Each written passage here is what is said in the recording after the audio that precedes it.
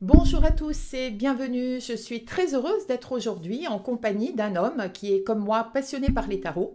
Aujourd'hui, il fait nuit chez moi, mais il fait jour chez lui et on a une grande différence de température puisqu'il est au Canada et c'est Sébastien Michel.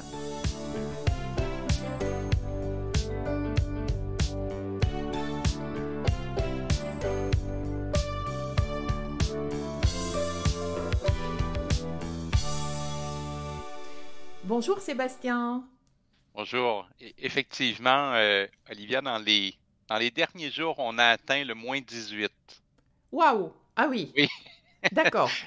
il a fait très, très froid. Donc actuellement, il fait -7 degrés à l'extérieur honnêtement, c'est presque l'été maintenant. Bon, ben nous, on n'est pas habitués à cela.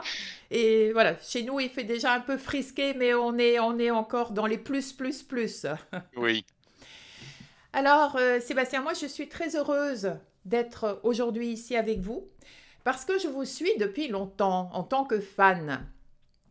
Bon, comme on va l'expliquer tout à l'heure, vous avez un très très gros groupe Facebook entre autres et vous vous donnez oui. de façon hyper hyper généreuse pour vos passions et on va le découvrir dans quelques instants. Vous êtes tout d'abord passionné de tarot, les tarots de Marseille. Mhm. Et j'aurais aimé que vous expliquiez aux personnes, aux quelques Français encore qui existent, qui ne vous connaissent pas, Ouais, je parce pense qu'il y en que, a quand même beaucoup. parce que dans le monde francophone, vous commencez à avoir une très très belle place. Oui. Et d'ailleurs, je tiens à signaler quand même que vous avez écrit plusieurs ouvrages et Mhm. que j'en ai quand même acheté 3 pour pouvoir préparer notre entrevue et en savoir un petit peu plus. Alors, vous aimez les tarots, je disais. Ce que j'aurais voulu, voilà, c'est que vous racontiez un petit peu vos premières expériences de vie avec le tarot, parce que vous êtes quelqu'un de très cartésien, très carré, ce qui me plaît beaucoup.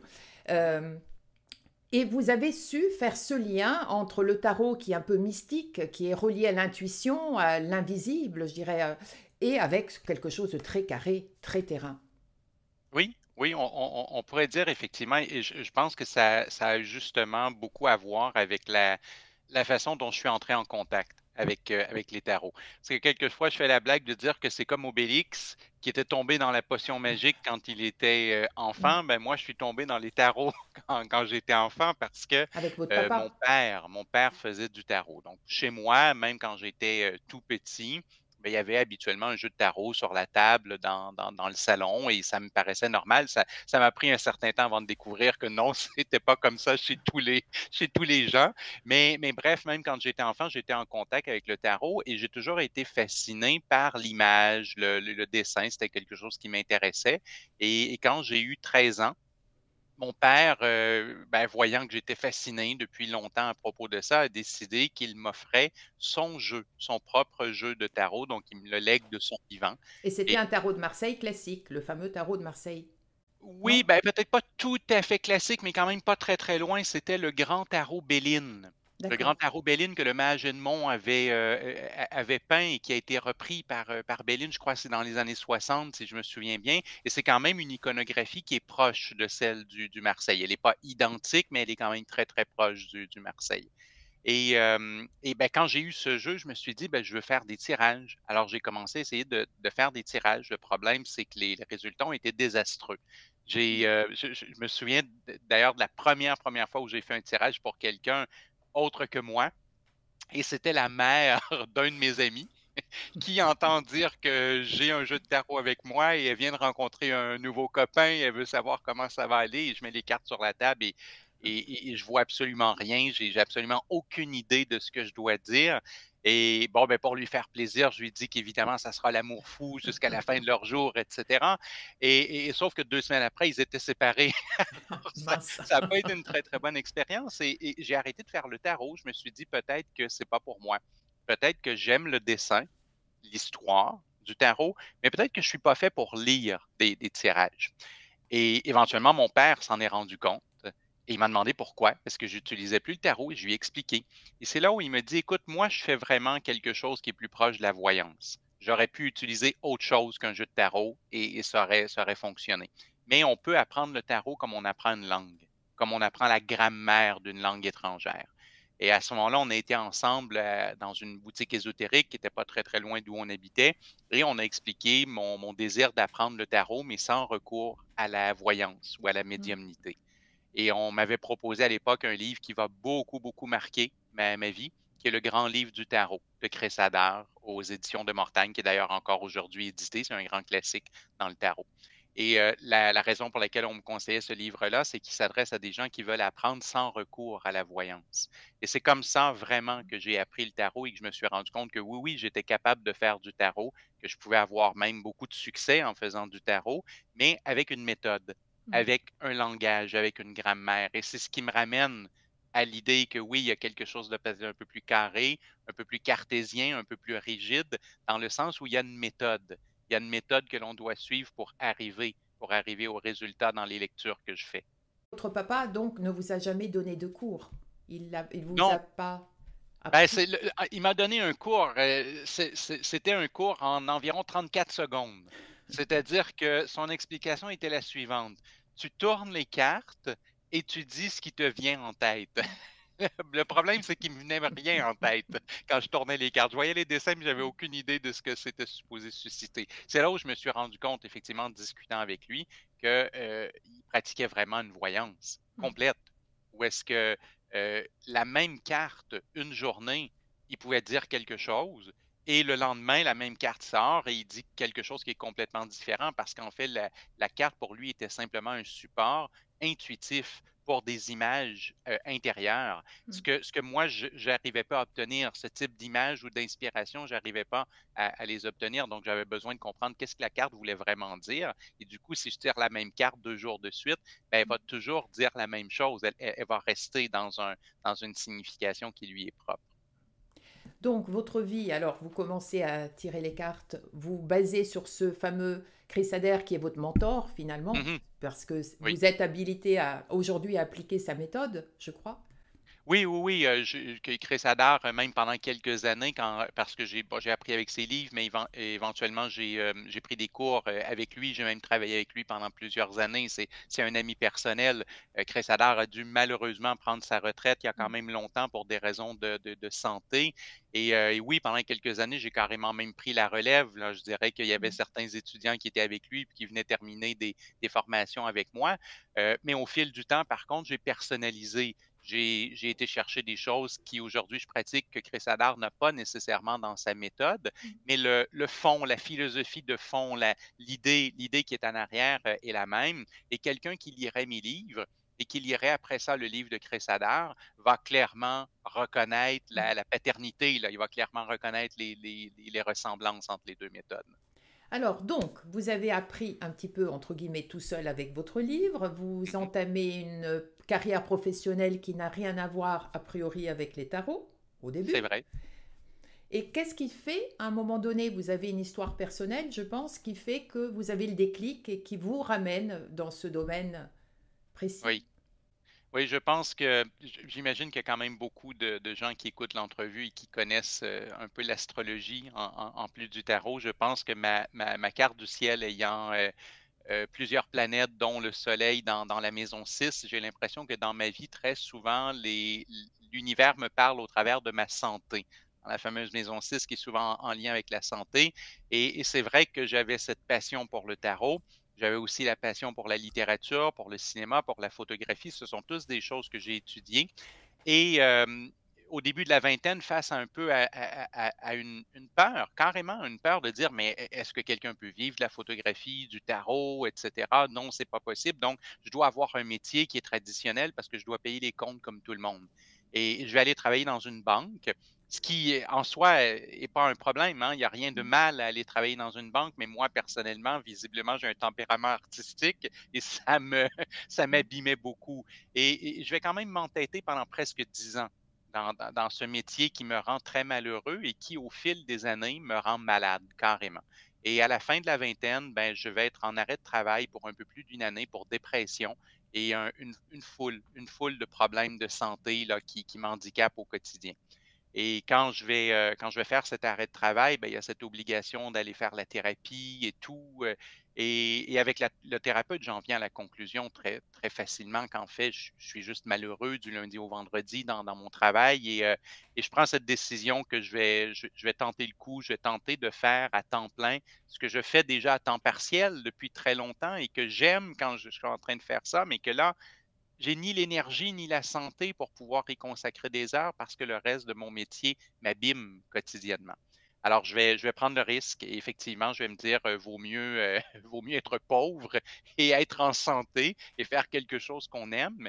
Et j'ai jamais regretté parce que les choses vont bien, parce que je suis heureux de travailler, je suis heureux de faire mon métier. Ma santé, j'ai récupéré, les choses vont bien. Et en plus, j'ai quand même un bon succès avec les cours, avec les consultations, avec les livres. Je fais vraiment partie des privilégiés qui font ce qu'ils aiment et qui arrivent à en vivre correctement. Suite à ce burn-out, puisqu'on peut dire que ça a été un petit peu ça, donc Ah oui, vous avez plongé dans les tarots, dans l'astrologie, et vous avez commencé à proposer des vidéos que tout le monde d'ailleurs peut trouver aujourd'hui en ligne. Je mettrai votre coordonnée, tous vos sites, gratuites, ce qui est très important. Et j'ai trouvé ça dès le départ très généreux, vraiment, parce que vous donnez vraiment pratiquement comme une recette de cuisine, vous donnez les ingrédients déjà oui. pour que les personnes puissent se débrouiller toutes seules en ayant déjà une sorte de trame. C'est très clair, c'est très carré. C'est ça que j'aime énormément. Vous n'êtes pas du tout, comme on dit en France, perché, la tête trop haut.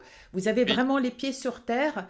Et quand vous mettez en ligne vos vidéos dans lesquelles vous êtes parfois en classe, d'ailleurs, il y a des vidéos dans lesquelles on vous trouve en train de faire une sorte de cours, il y a une logique, un fil directeur qui rend très facile toutes vos interprétations, qui peuvent être d'ailleurs à la donnée, peut-être à la portée de tout le monde. Ah, je crois que oui. Je crois que oui. Je pense que le tarot tel que je l'enseigne, comme pour n'importe quel art ou méthode, il peut y avoir des gens qui sont plus talentueux que d'autres. Hein. Oui. Si on fait de la peinture, il y a toujours des gens qui sont extraordinaires et tout, qui ont un talent inné pour ça. Mais je n'ai jamais rencontré personne qui faisait la formation et qui n'arrivait pas à faire adéquatement un tirage à la fin de la formation. Parce qu'effectivement, ça repose entièrement sur une méthode qui s'apprend. Alors, si on fait l'effort d'apprentissage, tout le monde arrive à faire la lecture d'un tirage de tarot après ce type d'application de méthode. J'en avais besoin de cette méthode et en quelque part, je passe à des étudiants ce dont moi-même j'ai eu besoin pour apprendre. Oui, vous transmettez et vous démystifiez justement ce côté que certaines personnes ont, le côté pouvoir, c'est-à-dire moi je sais, moi je peux, mais toi tu ne sais pas faire, tu ne pourras jamais faire. Mhm. Et donc j'invite vraiment les personnes qui nous écoutent non seulement à découvrir, bon je mettrai, peut-être vous les voyez à l'envers, mais je mettrai les références des livres parce que vraiment ils sont très bien faits. Et d'ailleurs, j'avais fait aussi bien avant, il y a au moins 2 ans, au moins, j'avais présenté un de vos livres, Le tirage karmique, que j'avais Oui, trouvé passionnant, même si ce n'est pas forcément très facile au départ, mais c'est vraiment passionnant. oui. Le tirage karmique, je, bon, je vais dire quelque chose, ça fera peut-être pas plaisir à mon éditeur, mais c'est la vérité. Le tirage karmique, euh, c'est un ouvrage qui, moi, je crois qu'il devrait être lu en dernier. Oui, C'est-à-dire qu'il devrait être lu au moment où on a bien assimilé tout le à fait, théâtre du tarot et le tarot par la pratique. exactement, je suis d'accord. Et le problème, c'est que la façon dont on a voulu présenter le livre, parce qu'il y a toujours un aspect commercial dans l'édition, la façon dont on a voulu présenter le livre, c'est évidemment pas de dire ben ça s'adresse à des gens qui connaissent bien le tarot, on veut que Mm. ça s'adresse à tout le monde.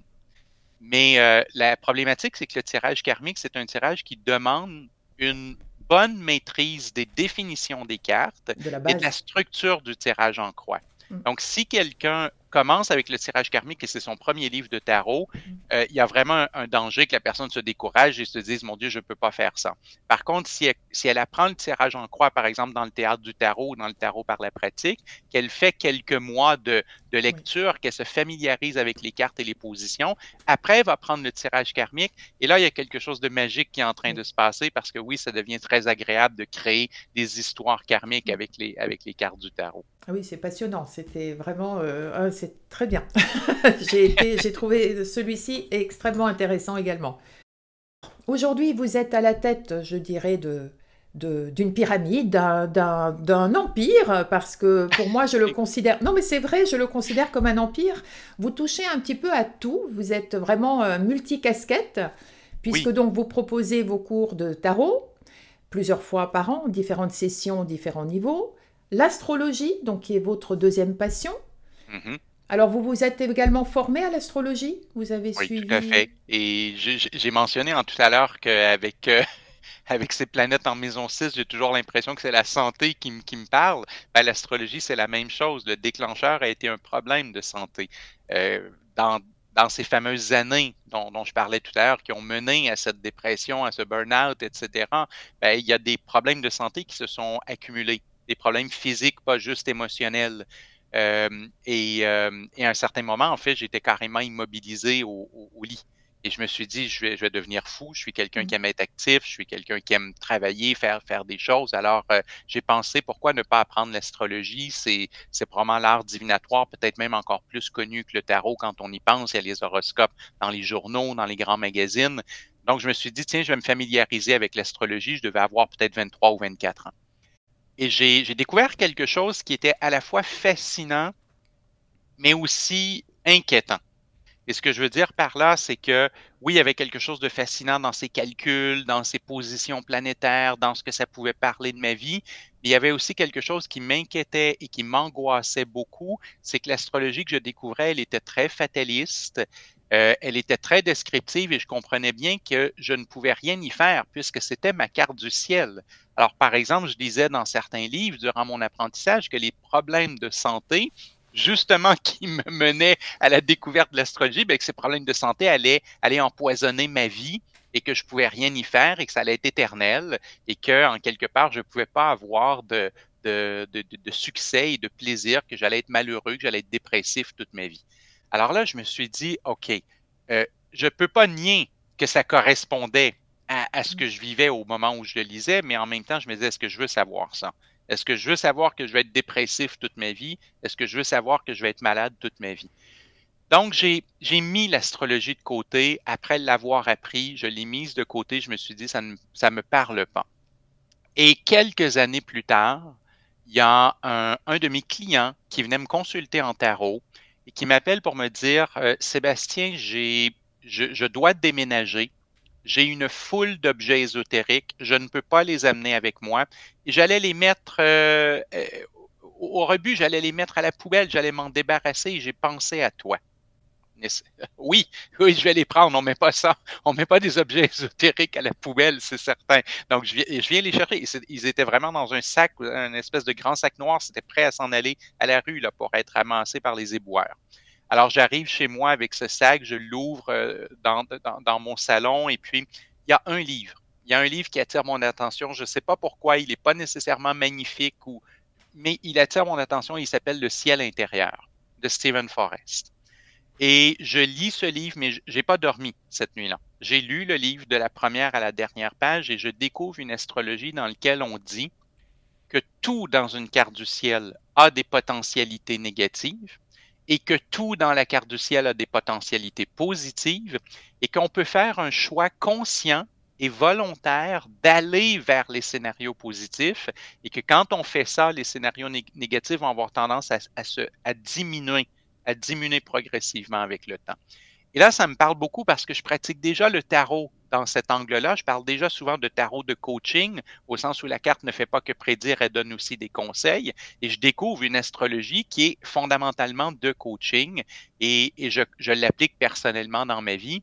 Et je me rends compte que quand je vis ma carte du ciel dans son appel positif, ben effectivement, les problèmes de santé ont tendance à diminuer, les problèmes de déprime ont tendance à diminuer, il y a des choses qui se placent dans ma vie, ça devient plus facile, ça devient plus agréable. Alors là, j'ai trouvé une astrologie que j'aime, j'ai trouvé une astrologie qui répond vraiment à ma philosophie, qui m'aide personnellement, et c'est à ce moment-là que j'ai joint l'astrologie à ce que je faisais. Donc, je dirais que j'ai commencé à faire l'astrologie professionnellement presque 10 ans, même plus que 10 ans après avoir commencé à faire des consultations de tarot.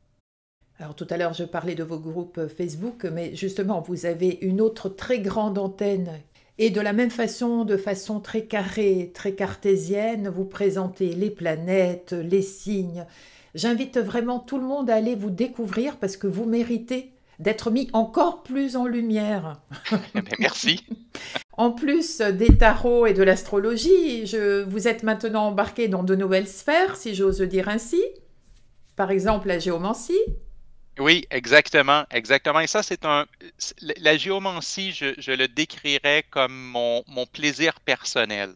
Je vais expliquer ce que je veux dire par là, c'est que en tarot et en astrologie, j'adore, je suis passionné par le tarot et l'astrologie, mais c'est quelque chose quand même qui fait partie de mon métier. C'est-à-dire que les consultations, les cours, les conférences, les ateliers, 80 à 90% du temps, quand je fais du tarot et de l'astrologie, c'est à titre professionnel. Et il y a quelques années, je suis en train de lire un livre, j'espère que je vais... oui, c'est ça, c'est Marie von Franz. Marie von Franz, qui est une auteure que j'aime beaucoup, qui est une auteure jungienne, qui a travaillé avec Jung et qui a écrit beaucoup, beaucoup de livres sur les liens entre la psychanalyse et certains arts divinatoires et la synchronicité. Et dans un de ses livres, elle mentionne que la géomancie est le plus vieux art divinatoire au monde, le plus ancien. On aurait retrouvé des traces presque au moment où les humains habitaient dans des cavernes. Et là, ça me frappe parce que je me dis comment c'est possible que je ne connaisse pas la géomancie. Comment c'est possible que moi qui m'intéresse aux arts divinatoires, je ne connaisse pas l'art le plus ancien du monde. Et donc, j'ai commencé à m'y intéresser. Je me suis rendu compte qu'effectivement, c'est une technique qui est beaucoup tombée presque dans l'oubli suite à la Renaissance, où est-ce que pourtant elle était très, très, très, très, très connue. Et du coup, je l'ai pratiqué presque exclusivement pour moi. Je donne une formation en géomancie, mais honnêtement, parce que des étudiants s'en sont rendus compte, parce que des étudiants en tarot et en astrologie m'ont vu ou m'ont entendu parler de géomancie, et là, on a commencé à me dire, mais qu'est-ce que c'est? Tu nous as jamais parlé de ça. Et c'est quelque chose que je fais pour mon plaisir personnel, je le fais en famille, je le fais entre amis, mais je n'ai jamais vraiment fait de consultation de géomancie professionnelle, c'est vraiment mon plaisir à moi. Et bon, on en a entendu parler, donc j'ai donné une formation un peu plus courte à ce sujet-là, mais c'est un art divinatoire que j'aime beaucoup parce que c'est le premier art divinatoire sur lequel je tombe où est-ce que on peut vraiment poser une question qui se répond par oui ou par non et qu'en quelques minutes, on peut obtenir une réponse qui est effectivement essentiellement oui ou non. Avec le tarot, avec l'astrologie, c'est beaucoup plus difficile de répondre en oui ou en non, mais la géomancie le permet et c'est quelque chose que j'adore. Alors oui, effectivement, c'est un plaisir qui s'est ajouté. Et bon, il y a aussi la numérologie, mais qui est une numérologie, on parlait de Crésadar tout à l'heure pour le tarot. Crésadar, il a développé cette numérologie à 22 nombres, donc une numérologie qui est basée sur le tarot. Je suis né, par exemple, le 11 février. Donc, pour quelqu'un qui est né le 11 février, ben, on va carrément dire le 11, on va le garder. Le 11, c'est la force. Donc, on pourrait interpréter mon jour de naissance comme étant influencé par la force. Et le 2, la papesse, ben, mon mois de naissance est influencé par la papesse. Alors oui, je pratique ça aussi. Par contre, le parallèle entre le tarot et la numérologie du tarot est très, très proche. Alors, des fois, on a presque l'impression de faire la même chose quand on fait le tarot et la numérologie du tarot. Alors, deux remarques à cela. Vous parliez de géomancie dans laquelle on a les réponses oui ou non plus facilement. C'est vrai parce que c'est plus concret, c'est-à-dire on a un résultat visuel. On n'a pas à réfléchir, on n'a pas à interpréter ce qu'on peut faire en tarologie, par exemple. Et la deuxième chose, c'est que nous sommes jumeaux, parce que je suis aussi du 11 février. Ah oui, pas bon, de ben la même voilà, année, je vous rassure, mais 11 février. Non, mais la pareil. force et la papesse, on la connaît bien tous les deux. Et oui, et la même curiosité aussi. Parce que je me dis, vous ne vous arrêtez jamais. Quelle est c'est vrai. votre passion cachée encore que vous ne pouvez nous donner, nous dire? Je ne sais pas si elle est vraiment cachée parce que les gens qui me suivent sur les réseaux sociaux vont quand même en avoir vu de temps en temps, mais j'aime beaucoup, beaucoup la photographie. Bon, premièrement, en termes personnels, j'ai fait des études en cinéma, en littérature. Je suis un grand passionné de cinéma, je suis un grand passionné de littérature. J'aime beaucoup les romans, les films, les histoires. L'idée de raconter une histoire, c'est important. D'ailleurs, ça s'est immiscé Mm. beaucoup dans ma lecture du tarot, dans ma méthode de lecture du tarot. Mais la photographie est vraiment quelque chose que j'adore. J'aime beaucoup la randonnée et j'en profite pour faire de la photographie de paysages. Et alors, oui, ça va me faire plaisir de m'arrêter pendant 1 heure pour avoir la bonne photo, le bon angle, la bonne technique et tout. Ben, il y a encore le côté carré hein, qui revient. La photographie, c'est très technique Mm. dans ça. Mais oui, je dirais photographie, cinéma, littérature, là, c'est peut-être des choses un peu plus personnelles, mais que je partage régulièrement malgré tout. Tout à fait, vous partagez beaucoup effectivement sur vos groupes, mais ça, on est là aussi pour vous faire connaître par les personnes qui ne vous connaissent pas. Quels sont vos projets aujourd'hui? Donc vous continuez vos conférences, vos cours, vos ateliers de tarot, astro Oui. pendant toute l'année régulièrement. Donc pour les pays francophones, vous vous adaptez au décalage horaire. Mhm. Oui, depuis quelques années, effectivement, parce que j'avais de plus en plus de demandes de gens de la France, de la Suisse, de la Belgique, entre autres, et bon, les gens se connectaient de nuit. Parce que moi, l'horaire habituel au Québec, c'est de 19 heures à 21 heures. Le problème, c'est que pour la France, par exemple, c'est entre 1 heure et 3 heures du matin. Et quand même, pendant plusieurs années, j'ai eu de ces Français très courageux Et qui se motivé. connectaient entre 1 heure et 3 heures pour venir suivre la formation. Et bon, à un certain moment, je me suis dit, c'est ça, je vais créer un horaire qui est plus favorable. Alors maintenant, très souvent, je vais enseigner aussi entre 13 heures et 15 heures au Québec, ce qui équivaut à 19 heures à 21 heures pour l'Europe francophone et qui permet là, aux gens de suivre. Ça, c'est ma routine de travail. J'enseigne du lundi au vendredi. Donc, j'ai des cours à tous les jours. Donc, j'enseigne du lundi au vendredi, le tarot, l'astrologie, etc. J'ai parfois des ateliers ou des conférences plus spéciales, mais essentiellement, l'enseignement, c'est vraiment l'élément le plus important. Mais quand je pense à mes projets, c'est-à-dire à autre chose que cette routine qui est quand même bien installée et bien établie depuis plusieurs années, c'est tout ce qui tourne actuellement autour du tarot retrouvé, dont on parlera peut-être un peu plus tard aujourd'hui. Mais pour faire bref, ce travail que je fais depuis presque 30 ans maintenant, au fond, de recherche et d'intérêt sur l'histoire du tarot. Et je veux pouvoir créer vraiment cette histoire complète du tarot retrouvé, c'est-à-dire l'explication de l'ensemble des symboles sur les cartes originales, sur les couleurs et les symboles qu'il y avait sur ces cartes, très influencées par la Renaissance, par l'hermétisme, par le néoplatonisme. Donc, ça, c'est vraiment mon projet, d'arriver à créer formation et livres en même temps là, sur le sujet. Oui, justement, j'allais en venir au livre. Oui, j'ai deux éditeurs. Un éditeur français, le Bussière. Parisien d'ailleurs, Édition Bussière. Oui. J'ai un éditeur au Québec, au Canada, qui est l'édition ADA. Et j'ai aussi beaucoup de mes livres qui sont en auto-édition, si on veut, c'est-à-dire via Amazon. Ils ont une filiale qui s'appelle KDP et qui font de l'édition que les gens peuvent aller commander vraiment directement sur le web, sur les sites d'Amazon. Donc, finalement, là, je suis hybride dans ça. J'ai des éditeurs traditionnels et des éditeurs auto-édition. Et en fait, la façon dont j'ai été édité chez ADA et chez Bussière, c'est vraiment la façon classique. Hein. J'ai écrit un manuscrit et je l'ai fait parvenir à des éditeurs pour voir qui allait dire oui, qui est intéressé par ça. Donc, j'ai vraiment, vraiment pris je connaissais personne, j'ai pas eu de référence, quoi que ce soit. Ce sont des manuscrits qui ont été envoyés par la poste et pour lesquels j'ai reçu une réponse positive. Et les livres qui sont en auto-édition sont devenus un choix personnel, justement suite à certaines acceptations chez des éditeurs, mais où on me demandait des changements avec lesquels j'étais pas à l'aise. On me demandait d'enlever du matériel, par exemple. On disait, ah, ce livre-là, c'est trop dense, il y a trop d'informations, les gens veulent plus simple, etc. Et je voulais pas avoir un livre qui ne reflète pas vraiment ce que j'enseigne. Je Hmm. voulais qu'un étudiant qui fasse la formation avec moi se dise, ben oui, son livre reflète vraiment la formation que je fais avec lui. Donc, j'ai refusé. J'ai refusé de retirer du matériel. Et à ce moment-là, ben, ce que je me suis dit, c'est je vais me tourner vers l'auto-édition pour pouvoir le faire à ma manière. Et c'est ce qui explique le D'accord. mélange d'éditeurs pour moi. D'accord. Parce que c'était un très beau projet, ça aussi, finalement, Oui. écrire des livres. Et Ah donc, oui. après avoir écrit vos 7 livres, justement, vous parliez tout à l'heure du tarot retrouvé, puisque vous Mhm. avez également créé un tarot, un jeu de tarot. Oui. Enfin, créé, revu et corrigé, Revu et corrigé et et dessiné. recolorié. Voilà, et dessiné par quelqu'un d'autre, parce que si c'était moi qui avait fait le dessin, on en serait vous savez, au bonhomme allumette, là. Ça serait très, très, très Mais ça peut rudimentaire. être un style aussi.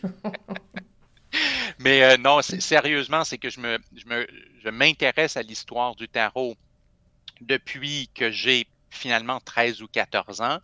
Euh, ça fait une trentaine d'années qu'à chaque fois que je lis quelque chose en quelque part, je le garde, je l'archive. J'ai des boîtes à la maison avec des livres, des découpures de journaux, des choses comme ça. J'ai accumulé une foule de choses et je suis un passionné de tarot. D'ailleurs, on en voit un peu en arrière de moi. Je dois avoir une bonne cinquantaine de tarots de Marseille historiques. Et à un certain moment, ben, je vois bien qu'il y a il y a des choses quand on cumule la comparaison des plus anciens jeux sur un plan visuel, qu'on l'accumule avec l'apprentissage historique de la culture qui a vu naître le tarot, ben, il y a des liens qui se tissent, on comprend d'où viennent les symboles.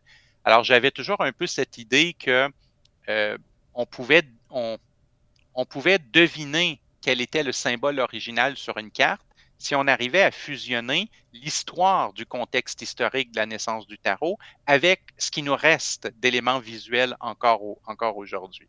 Et en 2020, si je me souviens bien, j'ai une étudiante qui s'appelle Geneviève Chabot. Et Geneviève, elle me dit, mais moi, Sébastien, j'aimerais qu'on travaille ensemble pour faire ça parce que, vois-tu, je fais du graphisme médiéval.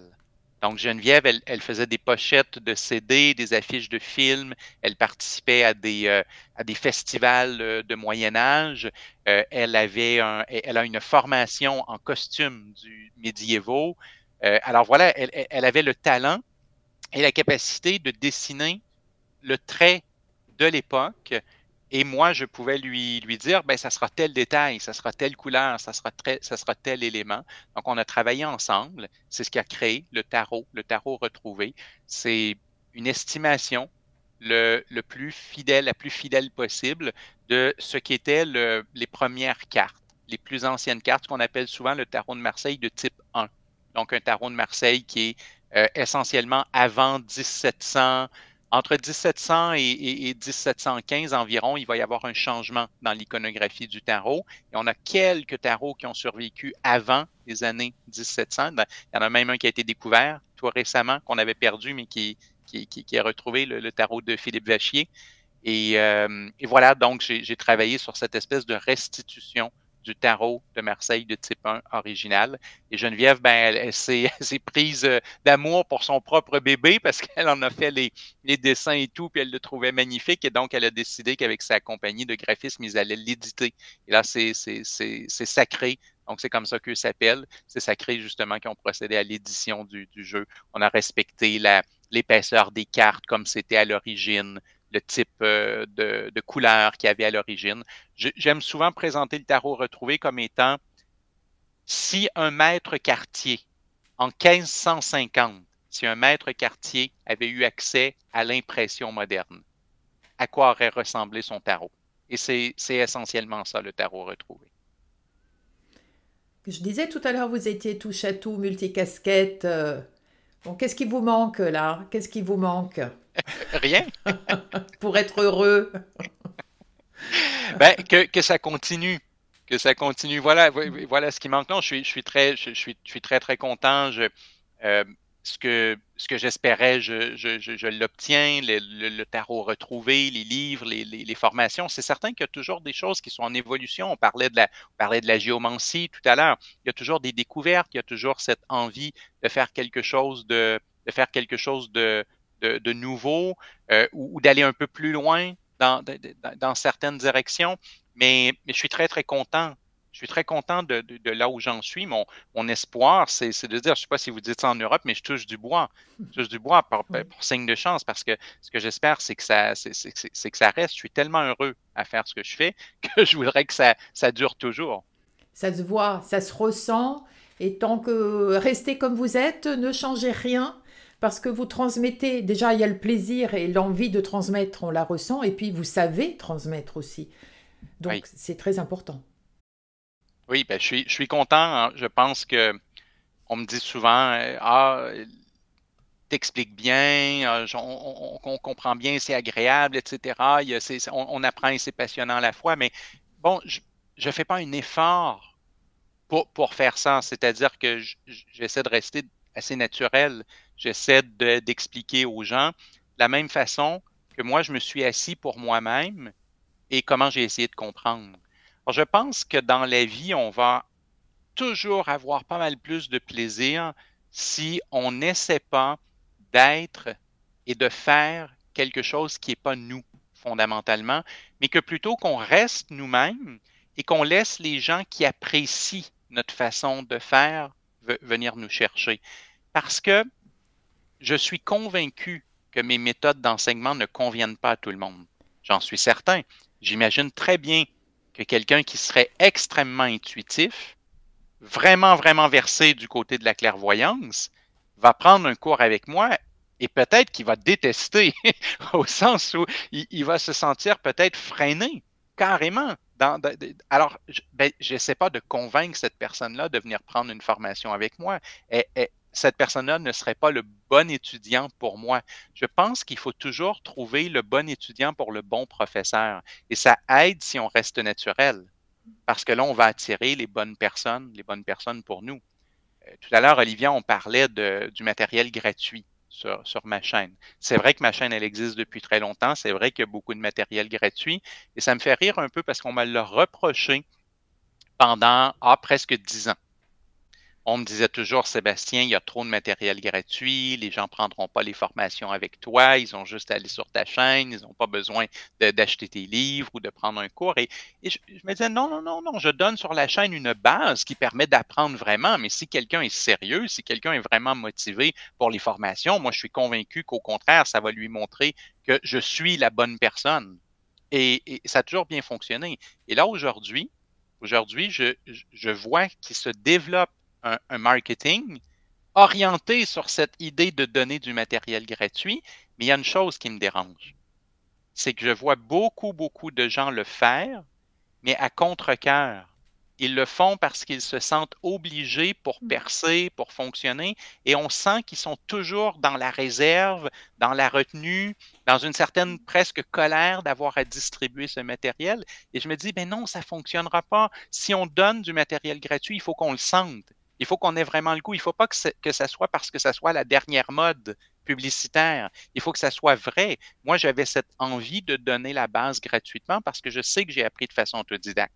Je sais que c'est possible d'apprendre avec des livres, avec des vidéos, avec des choses, mais en même temps, quand c'est devenu sérieux, j'ai été aussi le premier à aller voir Chris Adard pour lui dire, oui, j'ai lu tous vos livres, oui, j'ai appris de façon autodidacte, mais maintenant, je veux faire la formation, je veux vraiment la faire, et j'ai été tellement plus loin avec Chris Adard en personne, à chaque semaine, à discuter avec lui, je ne l'ai jamais regretté. Donc, je pense qu'il faut rester naturel, il faut donner du gratuit si on y croit, si on a vraiment envie de donner du gratuit, et il faut se souvenir que les gens qui vraiment sont intéressés à apprendre, bien pour eux, le gratuit va être une belle preuve des compétences de la personne, et après, ils vont chercher à aller plus loin de toute façon.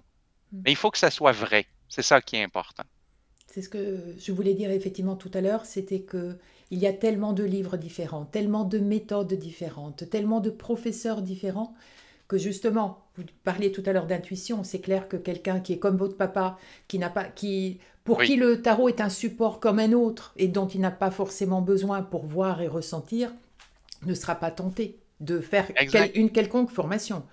En revanche, vos supports gratuits, c'est vrai qu'au début, c'était très étonnant parce que vous avez été peut-être le tout premier ou un des premiers à le faire. Et c'était tellement étonnant que presque choquant pour certains, effectivement. mais on apprend en même temps à vous connaître. C'est-à-dire l'élève va comme ça voir comment est le prof, comment il enseigne, est-ce que je suis sensible à sa façon de faire ou pas? Non, je n'aime pas, ben, je n'y vais pas. Ou oui, il Exact. m'intéresse et je m'inscris. Donc au contraire, je trouve ça très parlant et, c'est un plus aussi qui donne envie d'acheter vos livres parce Mhm. qu'on reste sur notre faim, on se dit tiens mais ça m'intéresse et hop et je vais voir plus loin. Et je trouve votre méthode, on sent que ça vient du cœur. Donc pas la peine de le dire, ça se ressent. Et comme j'ai dit tout à l'heure, restez comme vous êtes. Merci, Mm. merci. Ça me fait rire ce que vous me dites parce que c'est vrai que très souvent, quand un étudiant se connecte pour la... Bon, on n'a pas mentionné, hein, mais dans les formations que je donne, l'élément vraiment principal, les formations les plus approfondies sur le tarot et l'astrologie, je les fais en direct. Même si c'est par vidéoconférence, un peu comme on fait aujourd'hui, c'est pas des webinaires préenregistrés. Oui, J'en oui, ai vous avez un raison de le certain nombre de souligner. webinaires préenregistrés, mais mes formations principales, elles sont vraiment directes parce que je veux l'interaction Mm. avec les étudiants. Et ça me faisait penser que quand les gens se connectent pour la première fois, moi, je les connais pas du tout. C'est la première fois. Donc là, je vais les vous voyer. J'essaie d'être très, très poli avec eux. Mais eux, ils arrivent et puis ils ont l'impression de me connaître comme si j'étais presque un ami. Mais des fois, ça fait des années qu'ils suivent les vidéos sur YouTube, sur Facebook, sur Instagram, etc. Et oui, les gens ont cette impression que je suis devenu un ami. Et oui, vous êtes un personnage public. Donc c'est Oui, vrai que vos voyages aux États-Unis, le désert, les machins, ben, on connaît tout. oui, Vous partagez. Et alors, je voulais aussi souligner quelque chose parce qu'on parle de vous, mais vous avez autour de vous une sacrée équipe qui est hyper efficace. Facebook, vraiment, je dirais, ne m'en veuillez pas, mais sans ces personnes qui vous entourent, sans elles, ben, ça serait très compliqué à faire pour vous parce que vraiment, c'est là aussi une équipe carrée oui. avec des questions, des exercices pratiques, les solutions. C'est vraiment très, très bien mis en... Oui, ben, ce sont tous des étudiants. En réalité, ce sont tous d'anciens étudiants Mm. qui ont fait les formations avec moi, qui ont reçu leur certificat, qui font de la consultation professionnelle. Donc, c'est des gens qui sont très solides au sens où, par rapport à ma méthode, ils la connaissent, ils l'appliquent, ils l'ont étudiée et ils ont envie d'être là, de venir donner un coup de main. Donc, oui, j'ai une formidable équipe sur Facebook parce qu'il y a quand même un exercice gratuit à toutes les semaines, il y a de l'information qui sort. Et bon, je ne peux pas toujours être celui qui l'anime. Alors, j'ai cette chance d'avoir des gens qui viennent me remplacer de temps en temps. Le temps que je fasse mes voyages dans les déserts américains pour que je fasse quand même quelques photographies. Non, mais trêve de plaisanterie, effectivement, j'ai des gens qui sont très, très généreux avec moi et qui participent avec ça et que je suis content en même temps de faire connaître parce que souvent, il va y avoir des gens qui vont aller les consulter moi, ça fait des années que je prends plus de nouveaux clients. Les cours ont pris tellement de temps, tellement d'importance dans mon horaire. Maintenant, j'ai de l'enseignement tous les jours, du lundi au vendredi.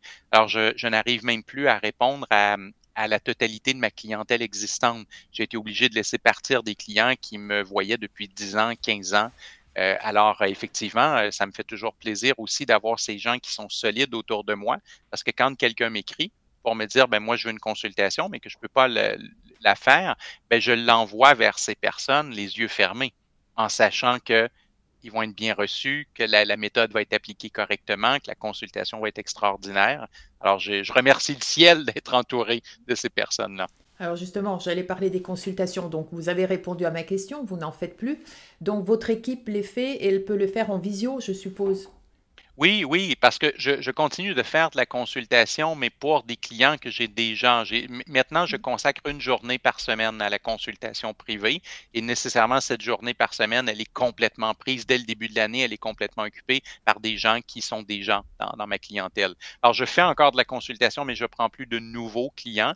Et oui, ces gens-là sont dans ma liste de référence. Et dans cette fameuse liste de référence, il va y avoir différentes catégories.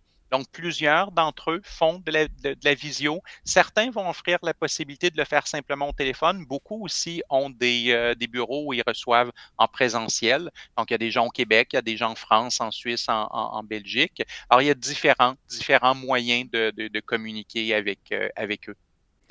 Pour conclure notre belle entrevue, est-ce que vous avez un petit jeu de tarot là sous la main? Ben, j'en ai plusieurs, ils sont pas très très Selon loin. votre intuition, dites-moi, Ah oui, je tirez, peux en montrer tirez, un. hein? Je vais en montrer un. Oui, Mais pas un Marseille. C'est correct? je vous laisse libre. OK, je vais montrer quelque chose de très très spécial que j'ai justement découvert en voyage. Je ne Allez, pensais pas que ça avec plaisir. existait. Ça m'a vraiment frappé. Alors, je vais faire attention de ne pas tout, voilà, Restez pas connectés. tomber. Restez- Donc, c'est ce tarot. C'est ce tarot, j'étais. Attendez un petit peu, voilà.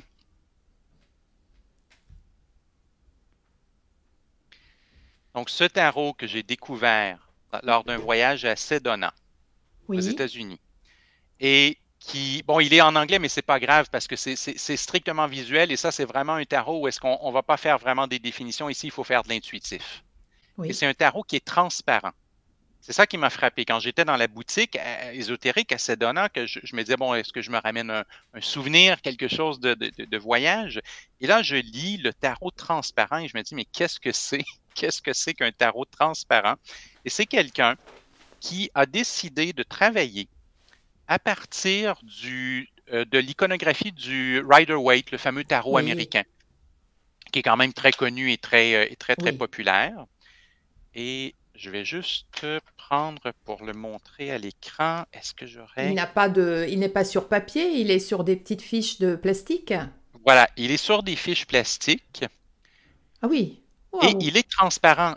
Alors, ce que ce tarot-là fait, c'est qu'il a repris une, un symbole Oui, de de chaque chaque carte. carte. Donc, par exemple, ici, on a simplement le soleil. Il n'y a aucun Et numéro, il y a juste ce symbole, il n'y a pas de numéro, hein.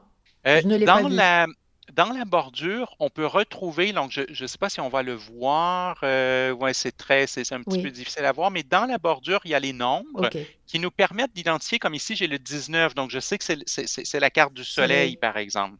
Mais l'idée de ce tarot est que finalement, ben, si je tire trois cartes au hasard, quand je vais les regarder une par une, Oui, je vais avoir uniquement un symbole des arcanes c'est majeures ou bien. des arcanes mineures sur chacune d'entre elles, mais le but va être de faire une lecture où on va les superposer.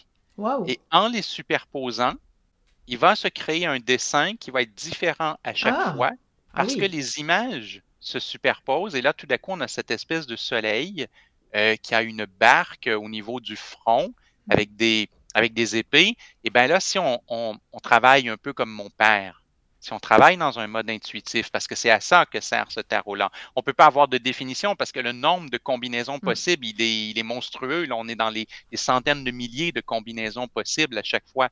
Mais vous savez, moi, quand je Hmm. regarde ça, ça me donne mal à la tête. Moi, Parce j'ai que une j'ai idée l'impression de aussi. quelqu'un qui fait une migraine. J'ai l'impression que le soleil, il a une migraine. Là. Il y a un mal de tête ici. Et peut-être ben, en mode intuitif, peut-être que si j'avais cette combinaison devant moi, je me poserais comme question à dire, est-ce qu'il y a quelque chose qui me dérange actuellement? Est-ce qu'il y a quelque chose qui me donne mal à la tête? Est-ce qu'il n'y a pas quelque chose là que j'arrive pas à résoudre et que je travaille très, très fort et ça crée de la tension et ça crée du stress? Et ça, ben, j'aime beaucoup parce que ça me fait sortir de la fameuse méthode carrée, ça me fait sortir de la méthodologie, de la grammaire du tarot. Et c'était tellement original, en plus, un Oui. tarot qui est transparent, qu'on le superpose et que l'on crée des images différentes à chaque fois. C'est quelque chose avec lequel je me suis beaucoup amusé, surtout à titre personnel, là, Ah ben, oui, dans ma vie. je vais m'y intéresser également, ça me plaît bien.